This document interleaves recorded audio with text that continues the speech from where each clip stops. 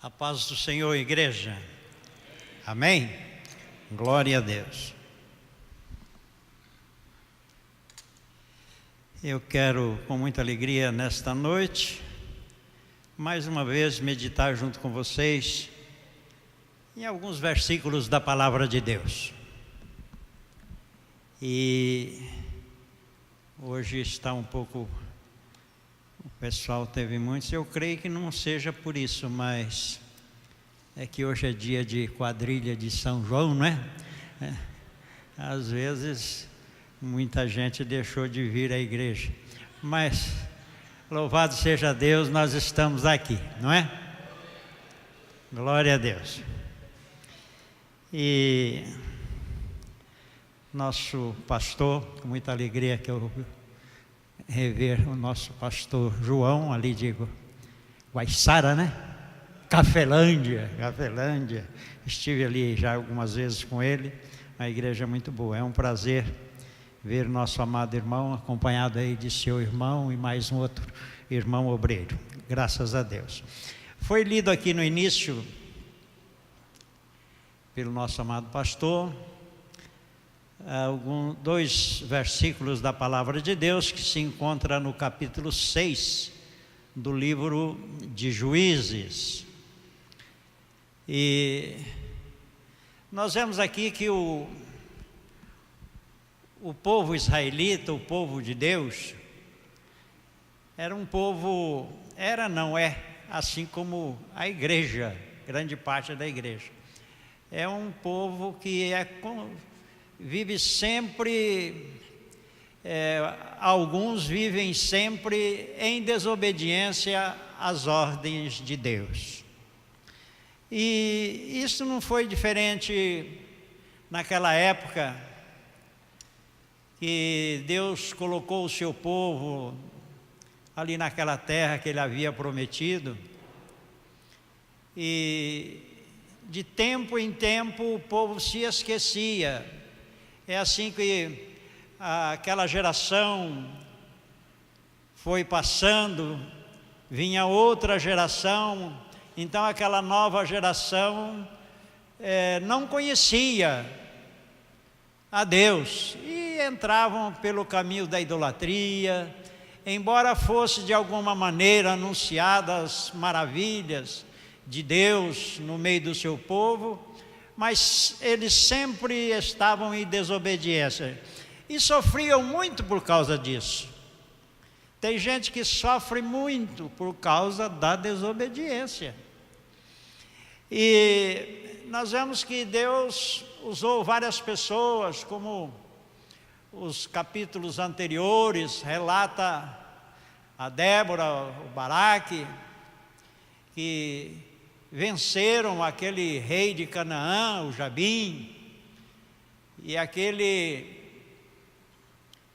general que ele tinha, aquele capitão do seu exército foi morto por aquela mulher. Então Deus deu uma vitória e diante daquilo o povo descansou daquelas lutas, daquelas perseguições por 40 anos. Viveram em paz. Não é bom viver em paz? Nós, como crentes em Cristo Jesus, temos paz com Deus, como diz Paulo aos Romanos no capítulo 5. Diz que agora nós temos paz com Deus por causa da nossa fé em nosso Senhor e Salvador Jesus Cristo. O mundo não tem paz com Deus, tem medo de Deus.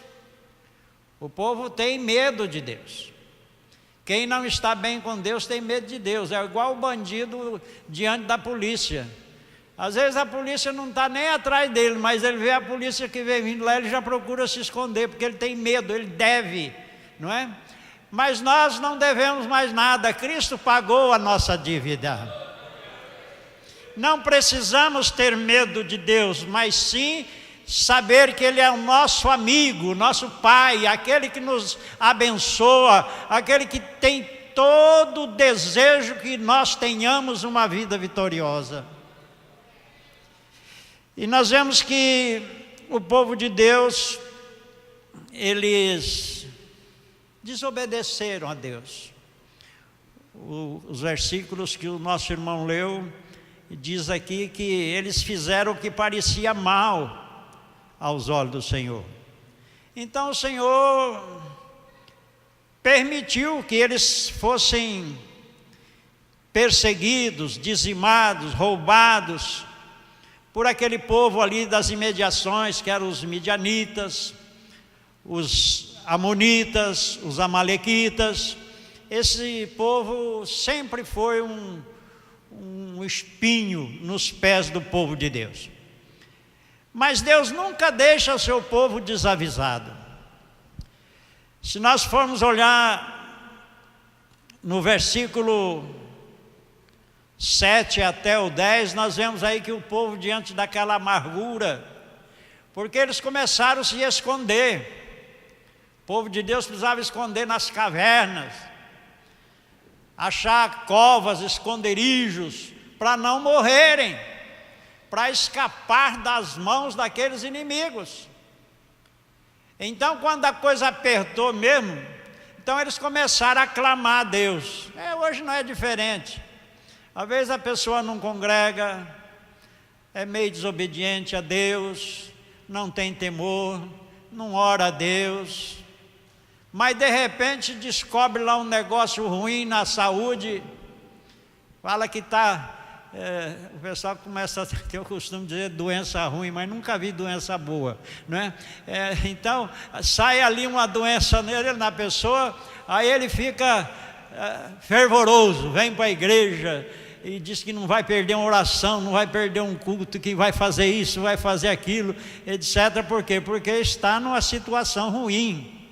Mas ainda, graças a Deus, aqueles que vêm, não é? Buscar a Deus quando se encontram nessa situação. E diz aqui que eles clamaram a Deus. Então o que Deus fez? Deus enviou um profeta. Enviou alguém para falar com eles. Então o profeta chegou lá, está no versículo 8, diz assim: enviou o Senhor um homem profeta aos filhos de Israel, e ele lhes disse: assim diz o Senhor Deus de Israel: do Egito eu fiz-vos subir e vos tirei da casa da escravidão. Eu tirei vocês da escravidão, fiz vocês sair da terra do Egito.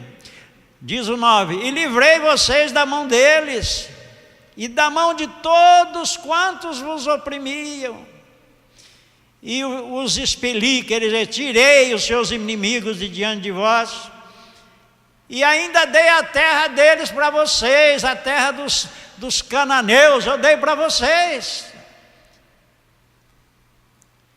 Mas eu disse uma coisa para vocês, diz o verso 10: eu sou o Senhor vosso Deus. Então vocês não vão servir outros deuses, porque eu sou o Senhor vosso Deus. Então não vá servir os deuses dos amorreus na terra que vocês habitam hoje. Eu avisei vocês, mas o que aconteceu? Vocês não ouviram a minha voz? Então está aí a situação. Deus fala conosco todos os dias, irmãos. Ele fala com a igreja todos os dias. E tem gente que vive agoniada, com medo, desesperado. Por quê? Porque não ouve a voz de Deus. E nós precisamos ouvir, não é escutar só. Escutar, qualquer um escuta. É ouvir. Tem que entrar no ouvido, ir para o entendimento e descer no coração e a gente colocar em prática. Porque esse negócio de escutar, todo mundo escuta. É igual, sempre eu falo isso, é igual quando você vai na rodoviária, por exemplo, e compra uma passagem para as 22 horas para ir para São Paulo. Você chega lá às 9 horas, às 21 horas. Então você senta num banco lá, daqueles que tem lá. Então tem gente andando para lá para cá, conversando, tem criança chorando, tem aquela música naquele radinho que tem lá no teto, tá o barulho para todo lado. Quer dizer, você está escutando tudo aquilo, mas você não dá atenção porque nada daquilo está te interessando. Mas quando fala lá naquele alto-falantezinho que tem lá, dizendo assim: ônibus tal para São Paulo, com partida às 22 horas na plataforma tal, você já fica atento e ouve aquilo e corre para não perder o ônibus. E nós os crentes temos que ser assim. A gente escuta muita asneira, muita besteira para todo lado, e às vezes até na igreja. Mas só que nós temos que estar atentos à palavra de Deus, aquilo que Ele nos fala, para que a gente possa estar perceptivo e atender, ouvir e colocar em prática, guardar aquilo que Deus fala conosco. Mas o povo não deu atenção. Lá em casa, se você quiser ver, você pode ler lá em Deuteronômio capítulo 11, versículo 28, depois segue no capítulo 12, você vai ver a respeito do que Deus tinha avisado eles a esse respeito, e eles tinham desobedecido. Então eles estavam numa situação muito difícil. Então mas Deus ama o seu povo, viu? Deus nos ama. Embora a gente seja assim, meio atrapalhado,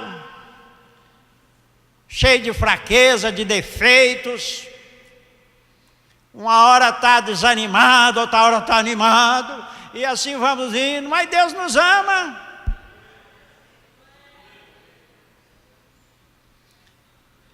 E Deus está observando cada um para ver quem que Ele pode usar no meio do seu povo para defender o seu povo, fazendo com que eles tenham vitória nas suas vidas. E aqui nós vemos aqui no versículo de número 11 do capítulo 6, está escrito assim: então o anjo do Senhor veio e assentou-se debaixo do carvalho que está em Ofra, que pertencia a Joás, a Biesrita. E Gideão, seu filho, estava malhando o trigo no lagar para salvar dos midianitas. Veja só, que situação. Este moço, ali naquele lagar, naquele buraco lá de pedra, malhando o trigo, desbulhando o trigo. Com certeza era uma colheita muito escassa, e ele estava fazendo de tudo possível para aproveitar o máximo que ele pudesse para a alimentação da sua família. Mas eu quero que os irmãos pensem bem na situação desse moço, trabalhando, lutando ali, mas quanto mais ele trabalhava, mais perigo ele corria, porque enquanto ele estava ali fazendo aquilo, poderia surgir ali uma turba desses perseguidores, desses ladrões, e poderia, além de roubar tudo que ele tinha produzido e debulhado ali, além dele perder tudo aquilo, ia perder a própria vida. Então é uma situação muito angustiante. Pensa você, quantas vezes a gente já não passou por situações, não como essa, mas um pouco mais amena, mas foram situações difíceis. E parece que quanto mais você trabalha, pior fica a situação. Quanto mais você se esforça, maior o perigo contra a tua vida. Mas você continua, embora está passando por tudo aquilo, conforme estava aqui o Gideão, ele passando por tudo aquilo, Eu creio que estava até em desespero e às vezes até nervoso com aquilo, com a situação, desanimado, o desespero daquela situação, a angústia. Mas eu quero que todos nós venhamos a compreender uma coisa, que nenhuma dessas situações passa desapercebido diante de Deus. Pode ver que o anjo do Senhor estava lá debaixo do carvalho, só olhando ele, aleluia. Eu não sei, pode ser que alguém esteja passando alguma privação, alguma coisa, e tem pelejado, tem lutado, tem buscado, tem tentado fazer alguma coisa, mas parece que a coisa está piorando cada dia mais, está ficando mais difícil. Mas eu quero que todos nós compreendamos o seguinte, que o Senhor nosso Deus, Ele está observando cada um de nós, e está vendo a sua luta, a minha dificuldade, a tua dificuldade, e no momento certo Ele vai se revelar para você. Aleluia. Então diz aqui que o anjo do Senhor estava lá sentado,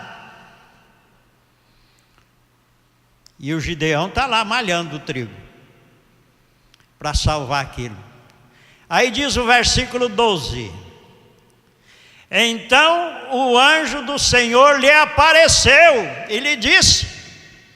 Até aquele momento ele não estava vendo o anjo do Senhor. Ele estava trabalhando, estava naquela luta tremenda, mas ele ainda não tinha visto o anjo do Senhor. E mesmo quando o anjo do Senhor apareceu, ele ainda não sabia que era o anjo do Senhor. Mas ele ficou sabendo. Então diz aqui que o anjo do Senhor lhe apareceu e falou assim para o Gideão: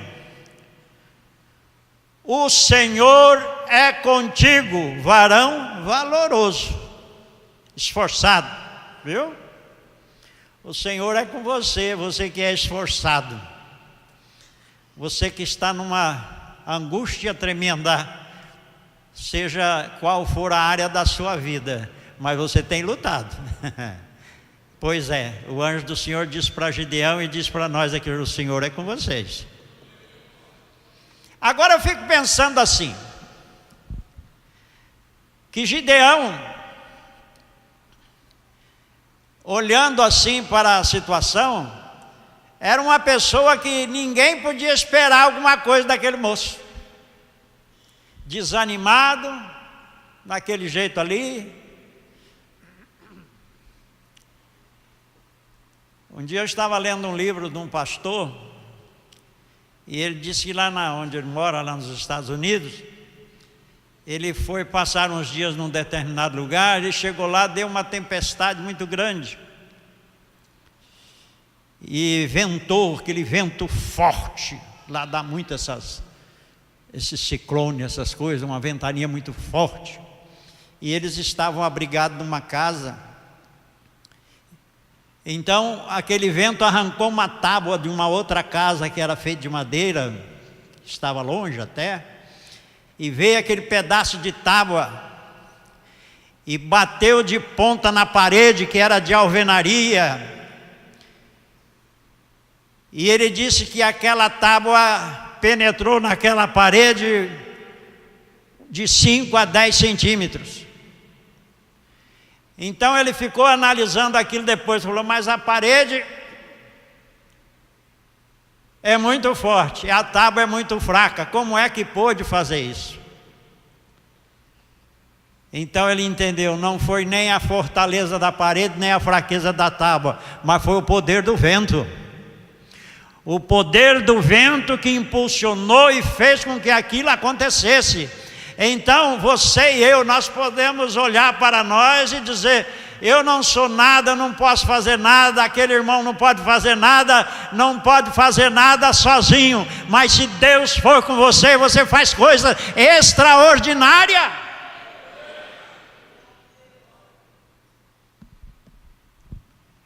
Então o anjo do Senhor falou: vai nessa força, porque o Senhor é contigo, viu, varão? Diz o versículo 13: mas Gideão respondeu: ah, Senhor, Senhor meu, se o Senhor é conosco, esse se é um perigo na nossa vida. Se o Senhor é conosco, não é assim que as pessoas às vezes estão na certa dificuldade. Ah, se o Senhor estivesse ouvindo a minha oração. Ah, se o Senhor, estivesse interessado em fazer isso comigo. Ah, se o Senhor estivesse disposto a... Tira esse si da sua vida. Então Gideão, ele estava assim, por causa da sua angústia, do seu desespero. Ah, se o Senhor é conosco, então por que tudo isso está acontecendo conosco? Se o Senhor é com a sua igreja, por que que Ele não está batizando com o Espírito Santo segundo a sua promessa? Por quê? Aleluia. Primeiro, é porque nós não oramos mais. Você tem orado quando chega na igreja? Eu sei que tem alguns que oram sim. Pelo menos quando chega na igreja, tem uma conversinha com Deus, pelo menos uns 15 minutos. Então não está tendo batismo com o Espírito Santo porque nós não oramos. E quando a gente ora,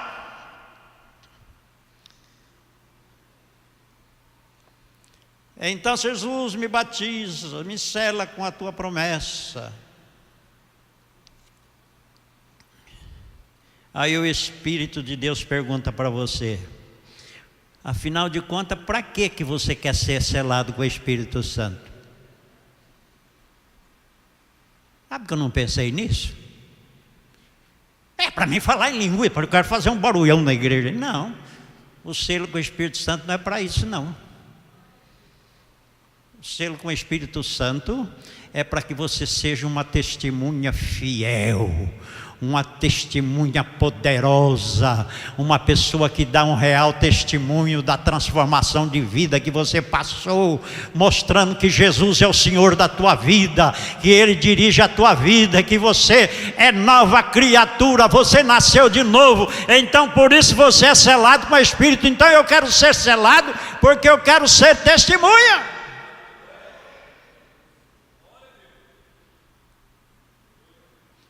E depois eu quero os dons. Esses dias nós comentávamos isso aí ainda, né, irmã Márcia? Os dons. Ainda falava qual dom que você quer.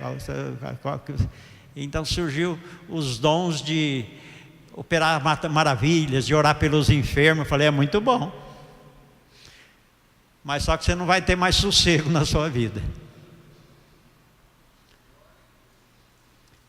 Na hora que você estiver lá fazendo a janta, chega, vem cá, irmão, vai lá para orar para minha mãe que deu um troço nela lá, está com a morte, você tem que correr lá. 11 horas da noite, você está dormindo, estão lá, socorro, vem cá que meu filho chegou todo tribulado, parece que ele está lá doente, endemoniado. Você leva lá, a gente tem que correr lá. 4 horas da manhã você está lá dormindo, vem lá, né? Então ainda a irmã falou, então eu estou fora disso. Não é assim? Louvado seja Deus. Mas então para que você quer o selo do Espírito Santo? É porque eu quero ser testemunha de Jesus. Aquilo que Ele mandar eu fazer, eu vou fazer no nome dEle, e Ele vai realizar, seja a hora que for, onde for, eu irei. Glória a Jesus. Mas o Gideão, ele estava assim, desanimado. Então ele falou, Senhor, se o Senhor é conosco, então por que tudo isso está acontecendo com a gente? E tem mais, o que é feito de todas as suas maravilhas, quer dizer, dos seus milagres, que os nossos pais contaram para nós, dizendo que o Senhor nos fez subir do Egito, tirou nós de lá, e agora o Senhor nos entregou na mão dos midianitas. Deus é o culpado aqui, parece, né? Senhor, o Senhor nos abandonou. aquilo que a gente ouviu falar a teu respeito, agora ó, nós estamos aí sem socorro nenhum, num sofrimento terrível, e o Senhor nos entrega ainda na mão dos midianitas, o culpado é o Senhor. Não é assim que às vezes as pessoas pensam? Às vezes falam impensadamente, mas jogando a culpa em Deus. Como se a provação, o sofrimento, é culpa de Deus. Não é não, irmãos. Às vezes também não é nossa culpa, mas é uma provação permitida por Deus para que haja um amadurecimento da nossa fé, da firmeza que nós possamos ter a cada dia no nosso Deus. Então o Senhor nos desamparou. Aleluia.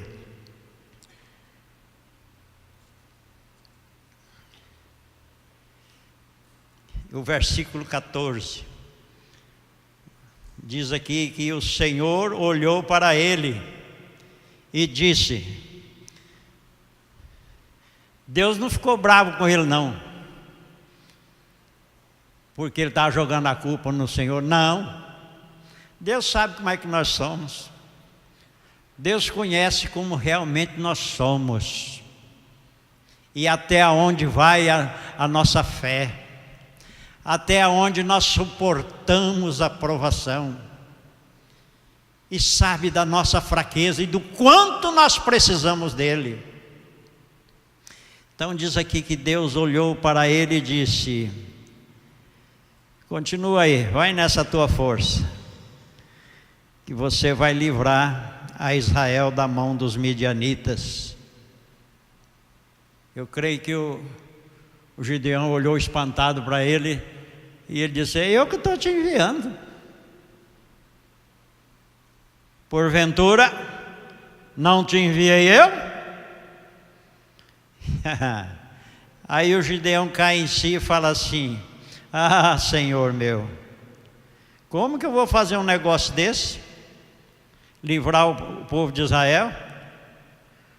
Pois o meu sítio, a minha roça é a mais pobre que existe em Manassés, que era uma das tribos de Israel. E além de nós sermos o mais pobre, eu sou o menor, o mais insignificante de todos, lá na casa do meu pai. É como se Deus dissesse assim, isso não vai impedir nada. E diz assim, e o Senhor lhe disse, porquanto eu hei de ser contigo. Eu vou estar junto com você. É algo muito grande, mas eu vou estar com você. Você é pequeno, mas eu vou estar com você. E tu ferirás aos midianitas como se fosse um só homem. Isso aqui tem um significado. Lá no 2 Crônicas, no capítulo 20, versículo 17, quando Jeosafá ia naquela guerra tão descomunal, Deus falou assim para ele, olha, você não vai ter que pelejar não, porque essa luta é minha, você vai só ficar em pé olhando. Aleluia. Mas aqui não, aqui Deus falou assim, olha, ele disse assim, você vai ferir os midianitas como se fosse um só homem. Quer dizer, você vai ter que lutar como se você estivesse lutando com um homem. Não vai ser como se você estivesse lutando com 50, mas você vai ter que lutar como se fosse com um. Mas você vai ter que lutar. Tem coisa, irmãos, que nós temos que lutar, buscar. Está além das nossas forças, da nossa possibilidade, da nossa sabedoria, seja lá de pode estar distante, mas nós temos que lutar, tem que fazer a nossa parte, um pouco da nossa força. E aí ele ficou entusiasmado, reconheceu que quem estava ali era um anjo de Deus, ele só não sabia, com certeza ele não sabia ainda que era ali o Senhor mesmo que estava ali falando com ele. Então ele disse para o Senhor: olha, eu vou te pedir uma coisa, Senhor. Não vai embora daqui não, fica aí. Até que eu volte aqui, viu? Fica aí, me espera. Porque eu quero trazer o meu presente. Eu quero trazer um presente e colocar perante ti, uma oferta. O senhor fica aí? Fico. O Senhor disse: tá bom, eu te espero até que você volte. E Gideão saiu apressado, foi lá para casa, preparou lá um cabrito. Não era fácil, mas não é igual ali no supermercado comprar o bichinho já tudo limpinho, não. Ele tinha que pegar o cabrito lá no meio do pasto, tinha que trazer esse cabrito, matar o cabrito, tirar o couro, limpar esse cabrito, botar para cozinhar ou para assar, seja lá. Ele tinha que fazer tudo isso. Ele tinha empregados também, mas ele tinha que fazer isso. Demorou. E ele fez também uns bolos asmos, de uma efa de farinha, de 36 a 40 litros de farinha, irmão. Não foi esses bolinhos assim não, foi um bolo de quase 40 litros de farinha, irmão. Tem gente que é miserável, meu Deus. Para oferecer para o Senhor, até a nota de dinheiro ele escolhe aquela que está mais velha, que está mais rasgada para dar. Não! Aleluia! Nós vemos aqui que com o Gideão não foi assim não. Ele pegou logo, fez bolo lá que dava para um batalhão comer. Ele foi lá e assou aquilo e trouxe na presença de Deus.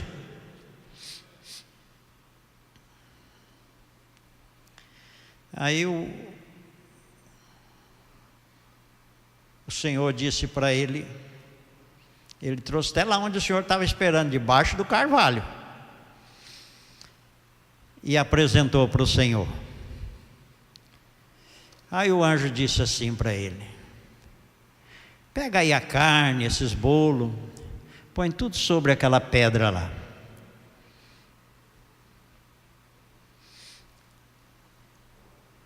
E ele fez do jeito que o Senhor mandou. Despeja aí o caldo em cima, o caldo aí da carne.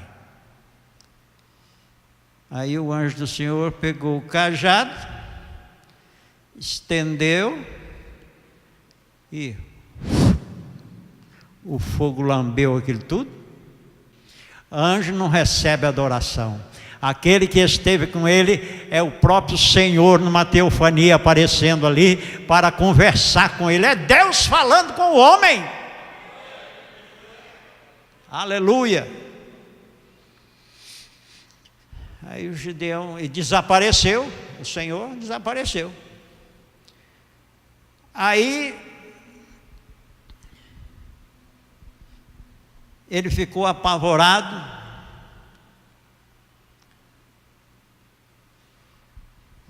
Falou: agora eu vou morrer. Eu vi o Senhor, mas diz aqui a palavra que o Senhor apareceu a ele outra vez e disse assim: paz seja convosco. Viu? O Senhor fala para nós: paz seja com vocês. Não precisa ficar com medo, não temas. Não vai morrer, glória a Deus. Não vai morrer. Mas só que o Gideão, diante daquilo, o que ele fez? Primeira atitude dele, edificar um altar ao Senhor, e colocou o nome naquele altar: Jeová Shalom, Senhor é paz.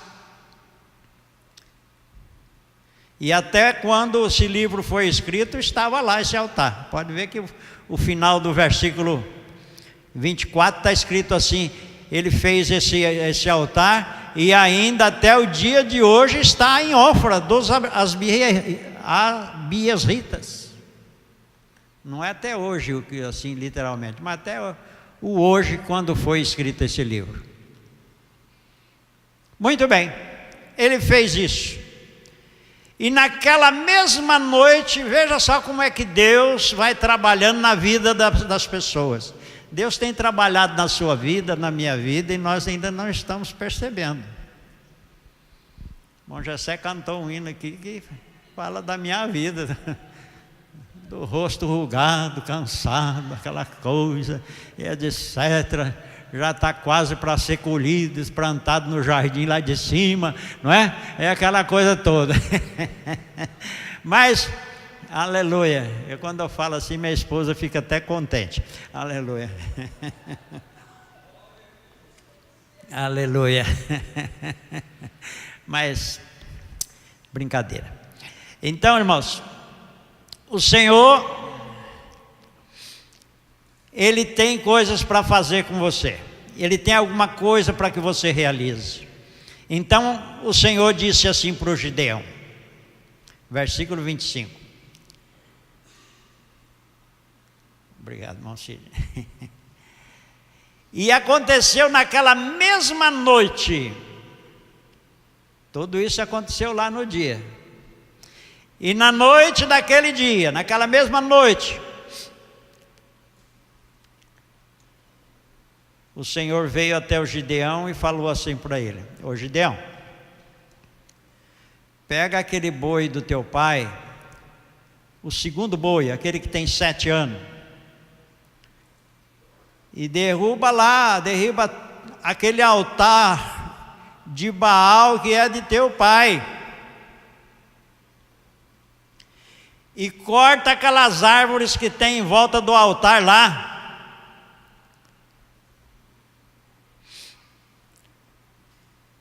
derruba tudo aquilo, e você constrói ao Senhor teu Deus um altar lá em cima desse lugar. Veja lá um lugar que você vê que é conveniente. Aí você pega o segundo boi e oferece ele em holocausto com a lenha que você vai cortar lá em volta do altar do Baal.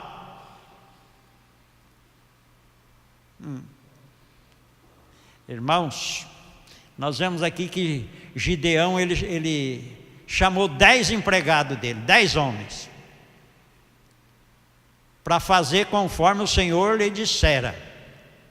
Mas ele ficou com medo do pessoal lá, do seu pai, dos seus parentes, daquele povo que morava por ali, daqueles homens ali daquela cidade.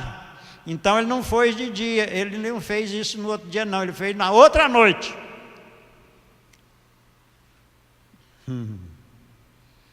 Ah, irmãos, isso aqui tem um... Porque o povo, eles tinham se acostumado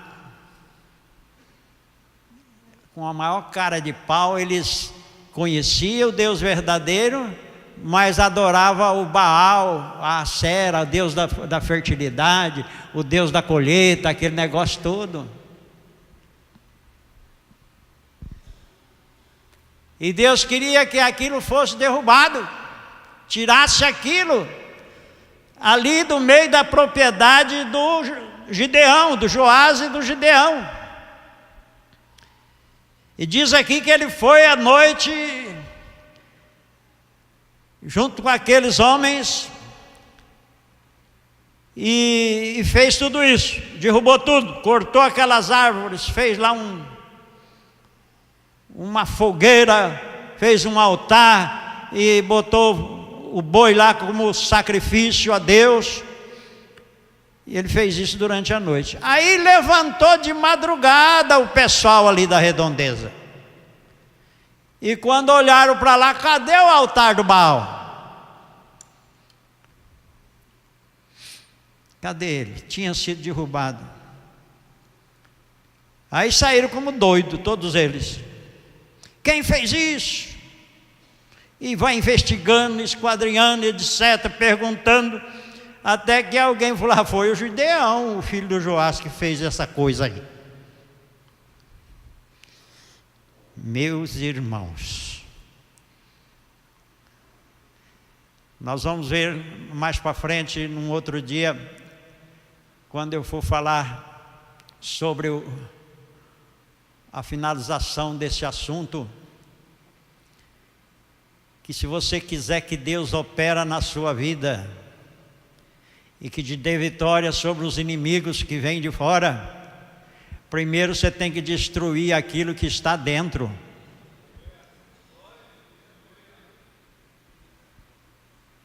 O problema estava lá no próprio sítio, na própria terra, na própria família de Gideão. Tinha o ídolo lá.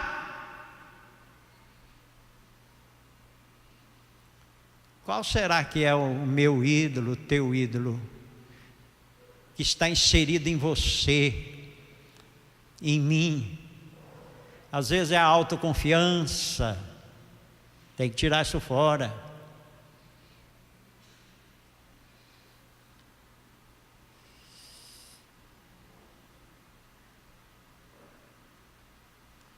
Tem pessoas que eles só se sentem realizados quando existe uma bajulação.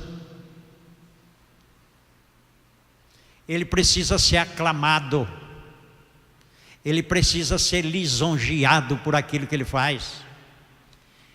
Se isso não acontecer com ele, ele fica amargurado.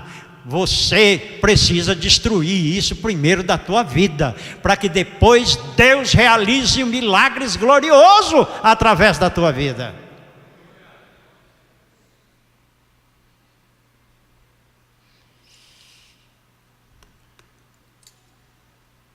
A lisonja, o elogio, a gente tem que tomar muito cuidado quando a gente recebe. O missionário Eurico Berges tem aquele velhinho, o senhor já recolheu faz muitos anos. Eu me lembro que ele falava assim que o elogio é como um incenso. E o incenso só pode ser oferecido a Deus. Não pega para você não. Porque só Deus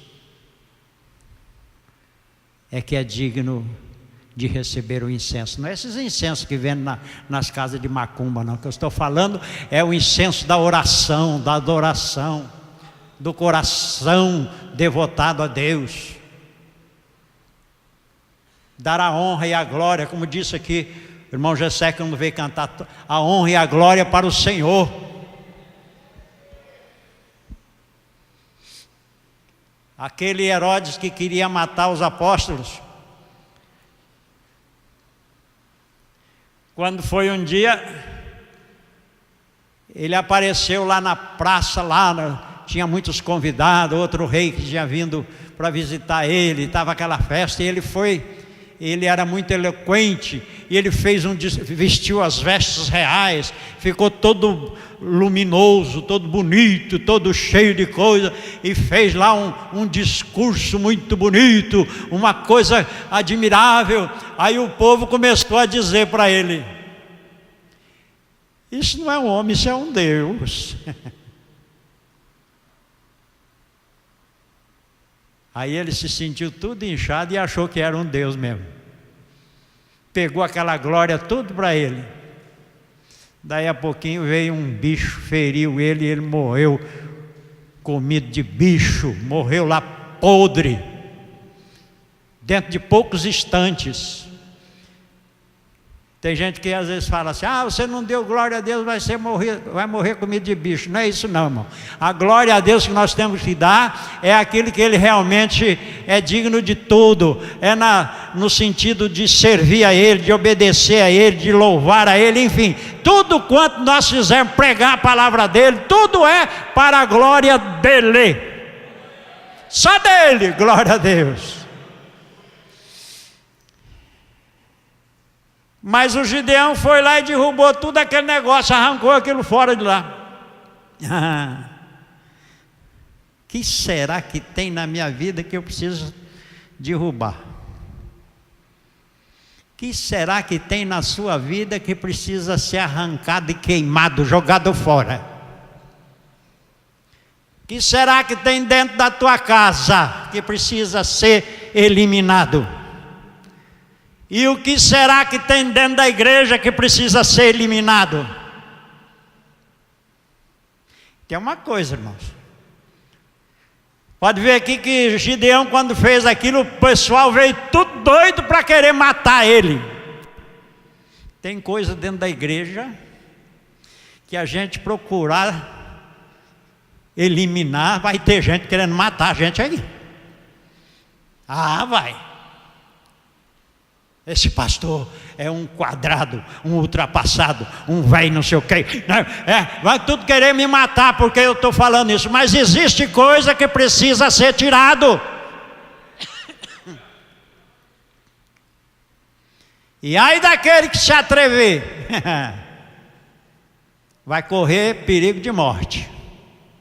Não de morte física, mas vão tentar matar a sua honra, a sua dignidade, a sua posição, enfim, tudo aquilo que você é.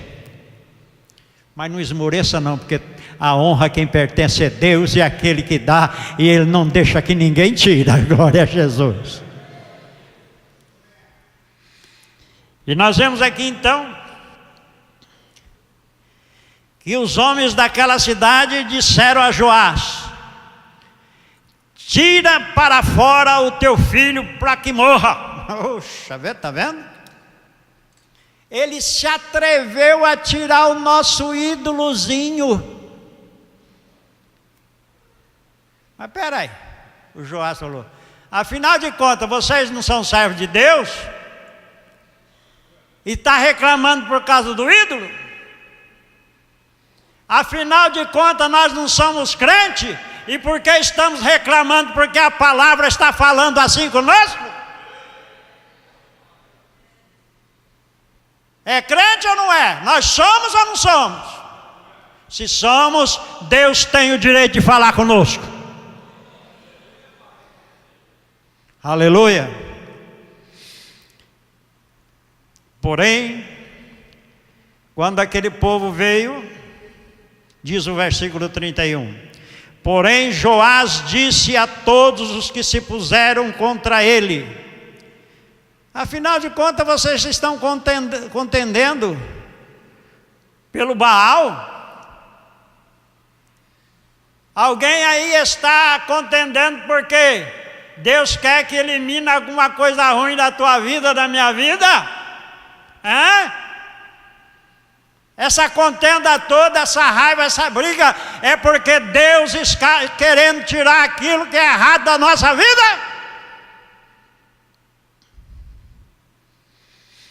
Então, o Joás, com certeza ele viu a coragem do seu filho, a fé do seu filho, aí ele criou coragem também, porque quando um faz, o outro cria coragem, glória a Deus, não é? Aleluia. Então ele disse: qualquer que por ele contender, viu? Se alguém vir aqui contender com o meu filho por causa do Baal, é você que vai morrer. Aleluia. Louvado seja Deus. Por isso que a partir daquele dia passaram a chamar o Gideão de Jerubaal. Quer dizer, Baal que contende com ele. Ele não é Deus, ele não é aquilo, então é ele que vai contender lá com o Gideão. Mas nós vemos que até aqui, nós vemos no caminhar deste capítulo, desses 31 versículos, que Gideão, como servo de Deus, ele fez todas estas coisas simplesmente obedecendo a palavra do Senhor. Preste bem atenção. Num outro dia que eu for falar, e eu der continuidade a este assunto, nós vamos ver o que Gideão passou a fazer depois que ele foi cheio do Espírito Santo. Porque até o presente momento, Gideão estava fazendo tudo aquilo, obedecendo à risca a palavra de Deus. Você ainda não é selado, não tem dons? Seja obediente à palavra de Deus, que Deus vai te usar até o momento adequado que Ele possa te encher do Espírito Santo, e a coisa vai mudar. Mas por enquanto, vamos ser obedientes à sua palavra. Tudo que o Senhor mandar, está escrito aqui, ó, vamos fazer, e com alegria, viu? Não é resmungando, não, é com alegria. Porque fazer resmungando não tem valor nenhum. É com alegria, sentindo prazer em servir a Deus. Que Deus abençoe todos os Gideões daqui, glória a Deus. E abençoe toda a igreja em nome de Jesus.